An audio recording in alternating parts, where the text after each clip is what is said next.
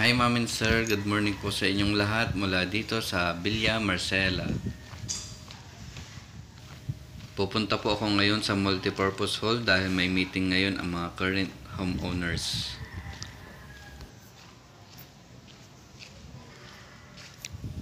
Medyo may sira po ang kalsada sa main road kaya pansamantala nilagyan muna nila ng graba para madaanan ng maayos.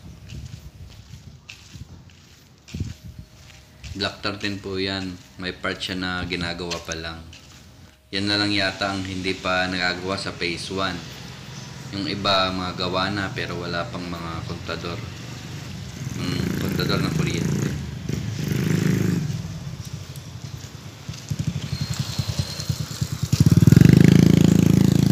Yan naman po yung papunta sa phase 3. Ongoing construction po yung mga unit yan at malapit na rin magkaroon ng 100% constructed na unit.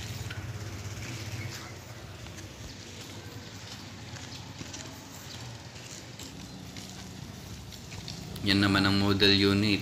Sa mga interested po na magkabahay dito, i-message nyo lang po kami at tutulungan namin kayo sa proseso.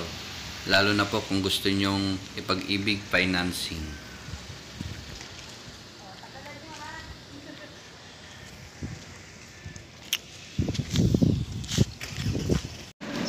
At start na po ng meeting namin. Kung mapapansin nyo po, kaunti lang po ang tao.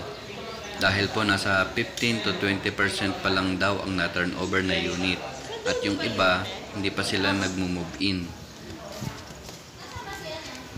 Kaya wala pang homeowners officials kasi kaunti pa lang. Video pa.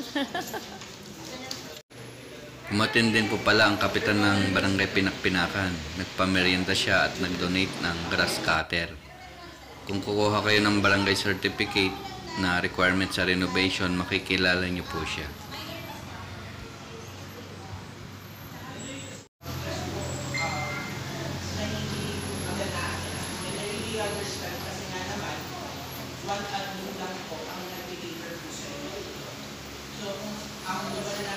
Maganda po dito at lalo pang gaganda.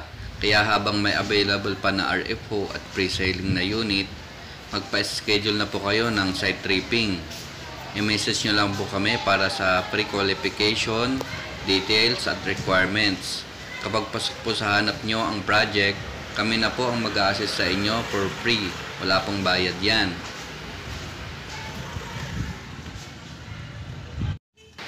Ako nga po pala si Ronnie Malit mula sa RRCT Realty and Marketing Corporation. Isang Epic Homes accredited salesperson, handang tulungan kang magkabahay. Salamat!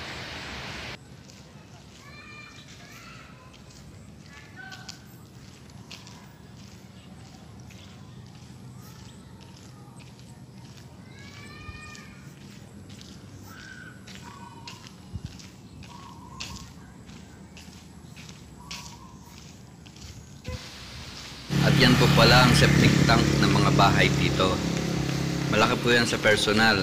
At yan sa butas na yan, dyan po nila ibabaon.